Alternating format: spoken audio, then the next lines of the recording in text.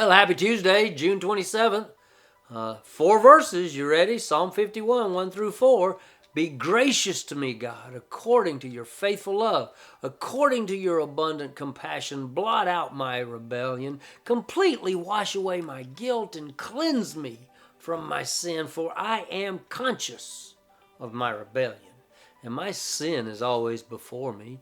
Against you and you alone I have sinned and done this evil in your sight. So you are right when you pass sentence. You are blameless when you judge.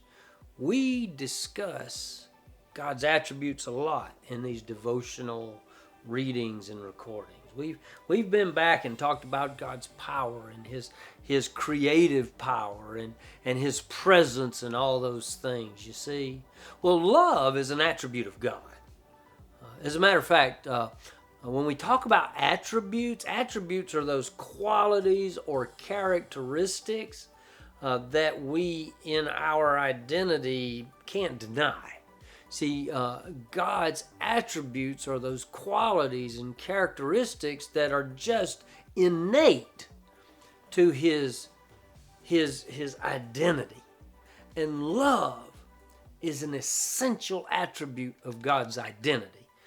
I noticed watching videos this week that I look kind of one-armed, so I'm showing you. This is my little clicker. This kind of moves me through my notes, just making you aware. What about God's love? What about this essential attribute of God? You see, John tells us in the first epistle of John, it says God is love. It's a very simple 3-word statement. God is love. And yet we're also told that God hates sin. So when God, through the prophet Nathan, points out David's sin, and David acknowledges it, David cries out and leans into God's faithful love. You see, David acknowledges his sin before the throne of God. He even says, against you and you alone. So David submits, surrenders, and confesses his sin. He doesn't try to defend. He doesn't try to justify. He doesn't try to rationalize it. He leans into his relationship with God, and we can too. You see, compassion, God's love and God's compassion.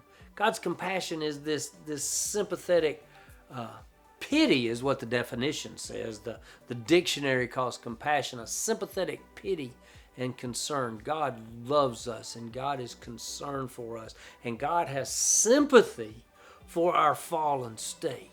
But God hates our sin. Don't miss that point. David recognizes his sin in Psalm 51, 1-4, and he says, be gracious to me, God, according to your faithful love, according to your abundant compassion. Blot out my rebellion. Completely wash away my guilt and cleanse me from my sin. For I am conscious of my rebellion, and my sin is always before me. Against you and you alone I have sinned and done this evil in your sight.